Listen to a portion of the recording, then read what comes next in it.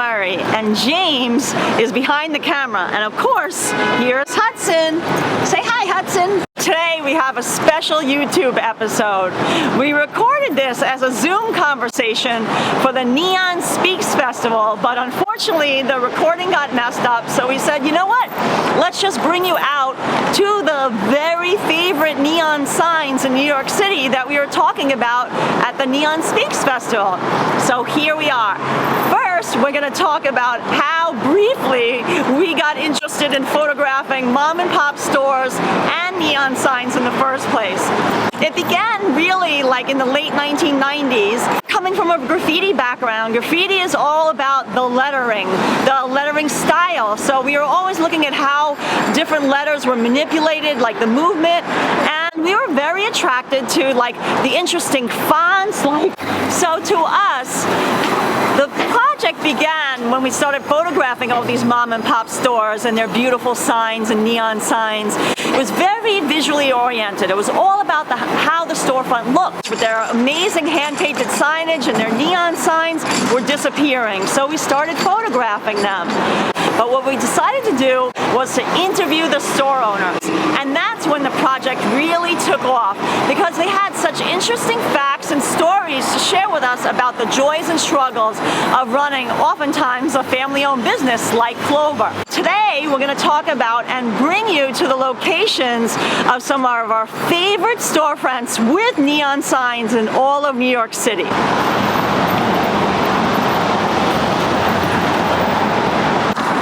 At the corner of 34th Street and 2nd Avenue. It's a super busy corner, really loud, but here we are at the Clover Delicatessen.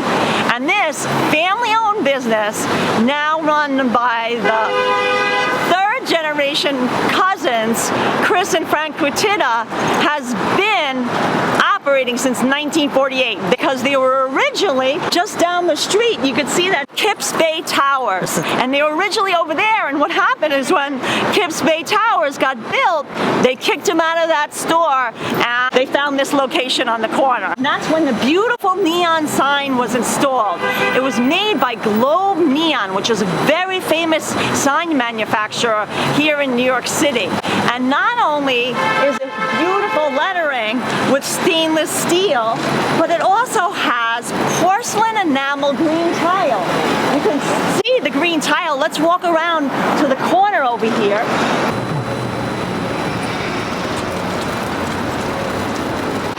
Here is the porcelain enamel green tile. It's so beautiful. They don't make storefronts like this anymore. So this store was initially open like for a little while, trying to make the best of it during the coronavirus pandemic, because being that it's a food-related business, they were allowed to stay open, but they really didn't feel comfortable, putting their workers at risk and everything like that. So they did close. They reopened, but I mean, they just couldn't make it because the street traffic was down. And even though we're very close to like major hospitals, there's NYU and Bellevue just down the street on 1st Avenue by 34th Street, they just couldn't survive. So Clover Delicatessen has a really awesome story attached to it.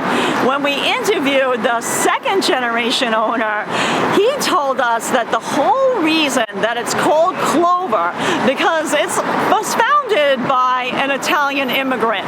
So you would say to yourself, oh, why did they choose the name Clover? Clover is usually associated with, Irish culture, an Irish name, because luck of the clover, Irish clover. But what happened is that Mr. Kutita went to his priest and he told him, listen, I'm going to open a delicatessen. I'm thinking of calling it Kutita's Deli. And the priest said, no. Don't call it Kutita's Deli, because it's a very difficult name to pronounce and people might get confused. You need something like easy to remember. Well, if I can't call it Kutita's Delicatessen, what should I call it? He's like, why don't you call it Clover? Not only is the name easy to remember, it's lucky. So that's how the name Clover Delicatessen came to be. And we love that story. Extra good. James and I are working with the Kutita family to help save this iconic neon sign. You know, the whole thing wrapping around the corner and these porcelain enamel tiles. They won't be thrown away no matter what. We're going to either find a home for it at the museum, or they're going to somehow try to keep it in place and rent the store to another, you know, kind of business that will keep the neon sign intact, because it really is a beautiful sign. Extra good.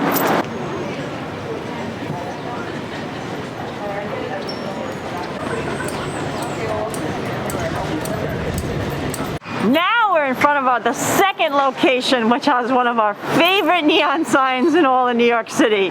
We're in from Veniero's Pasticceria on East 11th Street, between 1st and 2nd Avenue, closer to 1st. And this business is the oldest pasticceria in New York City, because this area in the East Village was once like, had its own little Italy. This was like the East Village's little Italy. And this business has been here since 1894. And it has a beautiful, beautiful neon sign, as you can see. This neon sign is called the Blade sign because it sticks out from the side of the building. And the sign is so old that it's what's called grandfathered in, which means like now in New York, you can't put such a big neon sign because it sticks out more than 18 inches from the side of the building. So they wouldn't allow such a big sign to be put up anymore. But this one's been here so long that it can stay. And the interesting thing about Veniero's is now owned by the 4th generation extended family member. The business was founded by Antonio Veniero, who was from Vico Quente, Italy. And he founded it as kind of like an espresso shop, candy shop, where he sold like his homemade candies. And of course, later added a lot of Italian pastries. They're known for their amazing cannolis and cheesecake.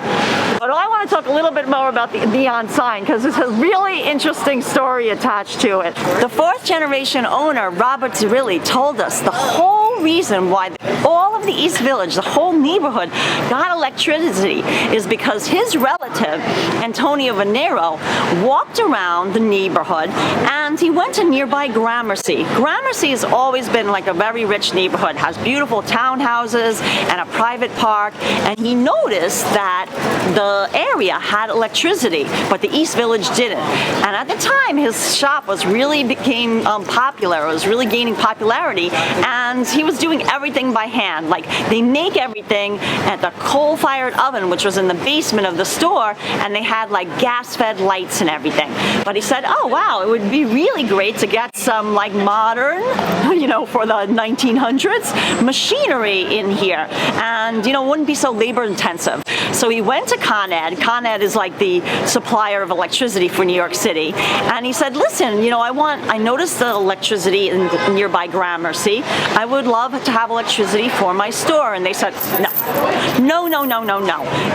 East Village is a poor immigrant neighborhood. You guys don't need electricity. But if you find 40 local business owners to sign a petition, we'll consider bringing electricity. So you can imagine Antonio Veniero just went home, and on his usual Sunday night dinner, he's like, no problem, I got at least 40 people coming over, which own businesses in and around the neighborhood. I'll get all those signatures. And that's exactly what he did. He had his Sunday night dinner, sat around with some pasta, and got his 40 signatures, went to Con Ed office on Monday morning, showed them the petition, and they ended up getting electricity for the store and the whole neighborhood. And we thought that was like an amazing, amazing story. Another great thing about this awesome neon sign that Veniero's has is that Robert Zerilli, the 4th generation owner, told us that, you know, the sign is really old. It was installed in the 1940s. I mean, the business is from 1894, but of course the business predates electricity. So the sign was installed in the 1940s, and it's original. You can see it's kind of rusty. It has some rust on it. Like every time it rains, or like God forbid when it snows, like basically a light or two will go out. You can see now like you know, a couple of letters on the Pasticceria out. The O is out in Veniero, and this is like normal. Every year, Robert spends thousands and thousands of dollars. Like after it rains, he has to call the service guy. He comes and he works on the neon sign. And he tries to fix it. So Robert told told us right now a transformer or two is out, and it's a real labor of love, like, to keep it lit. But Robert insists. I mean, the neon sign guy who comes and fixes it said, you know what? A few years ago, he said to him, just take the sign down. It's breaking all the time. You're spending so much money. For around $12,000, I'll make you a plastic sign. Nice, shiny plastic with LED lights, and it will never, never, never break. It won't go out. You won't be calling me all the time. And Robert said, no, absolutely not. This sign is everything to me. It's like my family beacon. It's the reason I wake up in the morning and come here to go to work every day. And if you think about it, the neon sign was really their form of advertisement, because it predates, like, there was no internet. Like, everything was like you went to a store because you were attracted to its sign or its displays in the window. Yeah, you see, Alex, he has the same color. Yeah. Oh, they really like each other.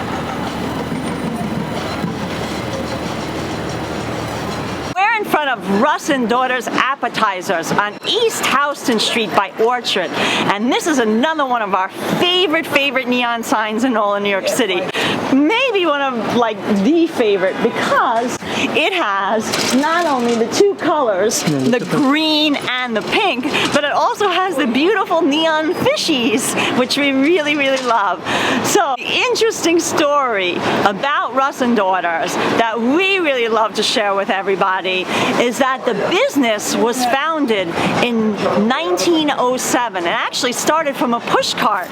Like, the owner, Joel Russ, he, like, sold, you know, smoked fish, smoked salmon along, you know, from a push cart along Orchard Street. And I guess he got tired of pushing his cart around, and then he eventually opened up this store in 1914. The neon sign, of course, wasn't installed in 1914. It was installed in the 1940s. The other really, really cool thing about Russ and Daughters Appetizers is that fourth generation owner Nikki and Joshua Russ told us that this sign, which was installed in the 1940s, was really, really, really rusty. And in 2008, and we remember because we live nearby, they actually took down the sign. Jeff at Let There Be Neon took it down so he could, you know, refurbish it, because, like, the whole box that was, like, holding it was, like, all rusted away.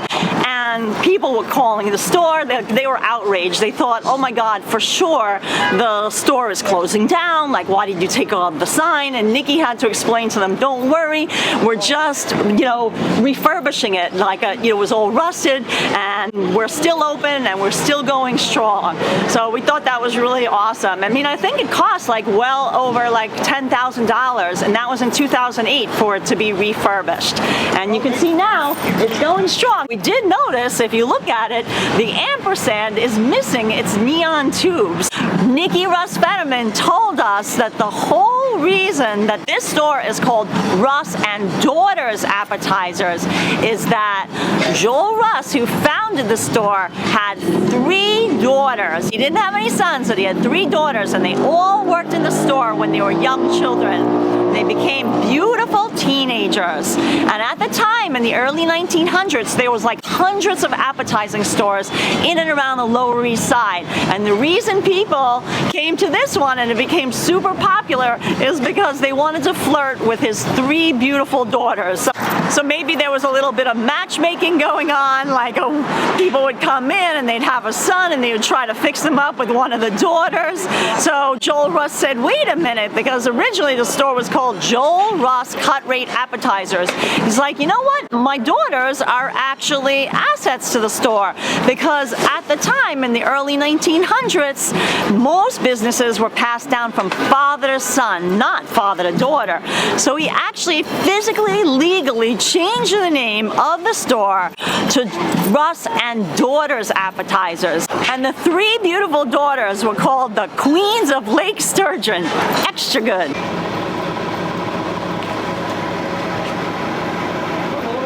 We're on East Gun Hill Road at the corner of Colden Avenue in front of the historic Palomba Academy of Music.